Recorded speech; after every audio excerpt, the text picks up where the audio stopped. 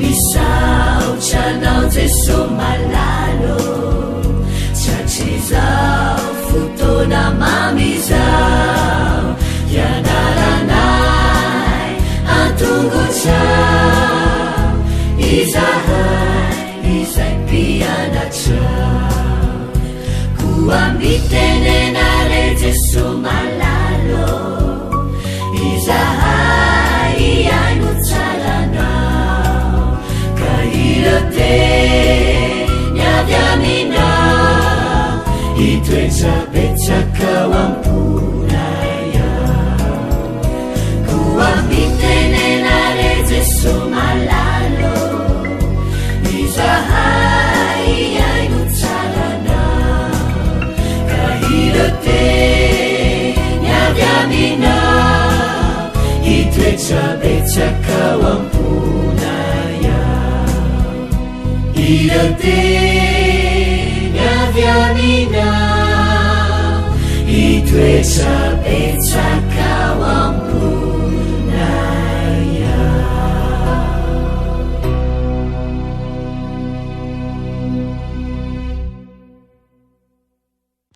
Falomerabantsika tsirairay avy indray tonga amin'ity lesona amin'ity alatsinainy faharoa amby roapolo ny volana May ity tonga amin'ny lesona ho an'ny tanora zokiny sika fa dia manasa anao anaraka izany hatramin'ny farany vavaka sika saotra anao zay raha eo ny amin'ny tombotaona ahafahanay mandray ny teninao indray anio mangataka izay raha eo mba hite manoloana anay ianao hampianatra anay ary hialoha lalana anay amin'ny zavatra tokony ho fantatray aminaran'i Jesosy amen. Lohatenin'ny lesonantsika androany dia manao hoe iza i Babilôna, iza i Babilôna. Araka ny efa hitantsika ny Apokalipsy 7:12 dia manolo-tsoritra rafitra ara-pivavahana miemotra izay mampiditra fampianarana maro samihafa avy amin'ny Babilôna ny testamenta taloha ho ao amin'ny fivavahana kristianina. Tadidinao ve ny tilikambon'ny Babela izay toerana nisy amin'ny Babilôna fahiny izy io dia naorina ho fiaikaina mivantana ny tenin'Andriamanitra tsangam-bato ho voninahitry ny tenany nanorenan'izy ireo amin'ny Babela ary dia nanorokoroka ny fitenin'Andriamanitra hitantsika izany amin'ny Genesis 1:12 tena ratsy indrindra io ravitra io ka izany no namaritany azy hoe leon'ny ranon'ny olona masina sy ranon'ny martioran'i Jesosy ny Apokalipsy 7:12 endrim-pivavahana nambarin'olombelona izany ary mpitary-pivavahana mamaritra tokoa angamba ny nanorina anazy io saingy manohitra ny fahefan'ny filazantsara sy ny fiangonana izay naorin'i Jesosy izy izay fiangonana miorina amin'ny fitiavana fa tsy amin'ny alalan'ny herisetra tsy akory. Manoritsoritra an'ireo rafi-pivavahana roa ireo ny bokin'ny Apokalipsy. Ny voalohany dia maneho fitokiana tanteraka amin'i Jesosy fianteherana amin'ny teniny. Ilay faharoa kosa dia maneho fitokiana amin'ny fahefan'ny olombelona sy fianteherana amin'ireo olombelona izay mampianatra ara-pivavahana. Nilaza mialoha ny andravahan'ny Mediana sy ny Persiana amin'ny Babilôna ny Jeremia 15 sy ny 1:10. Antony anankiray izay nahatonga ny faharavan'ny Babilôna ny fanompoana sampy. Nino ny Babilôliana fa ny sary dia fanehoana ireo andriamanina.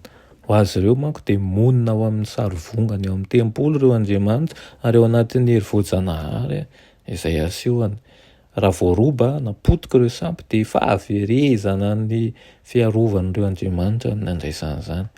Na dia lalina kokoa noho ny fiankofana fotsiny amin'ny sarin-javatra vita amin'ny hazo vita amin'ny vato aza ny olany fanompo-tsampin'ny Babilôna ara-panahy dia manao tahaka ny nataon'ny Babilôna fahiny izy amin'ny fampidirana sarin-javatra voasikotra ao amin'ny fanompo-pivavahana ataony.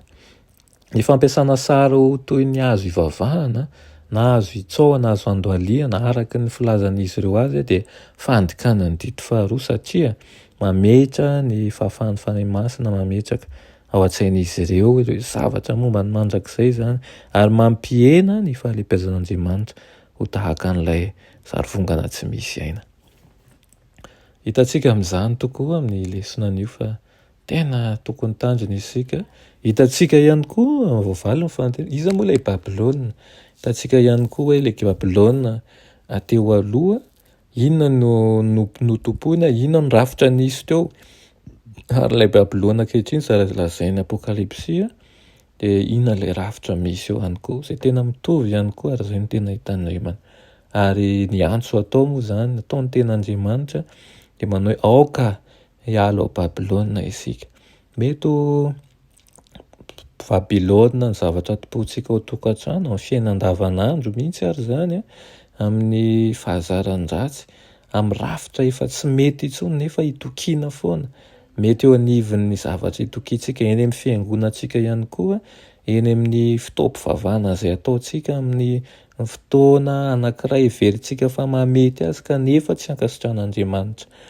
Ny hany tokony hitokiantsika dia ny tenin'Andriamanitra irery ihany satria izany no lalana sy fahamarinana ary fiainana. Andriamanitra rainay eo mbola misaotra anao indray izay efa nomenao an'izany teninao izany amin'ity anio ity. Mangataka aminao mba hiasa ao anatinay tsirairay avy ka handresy lahatra ny fonay. Marina fa sarotra ny miala ny fahazarana kanefa mino tokoa izay fa raha ianao no miasa ao amin'ny fiainanay dia tena mora aminay sary handray ny fandresena mandrakariva aminao izay. Anaran'i Jesosy. Amen.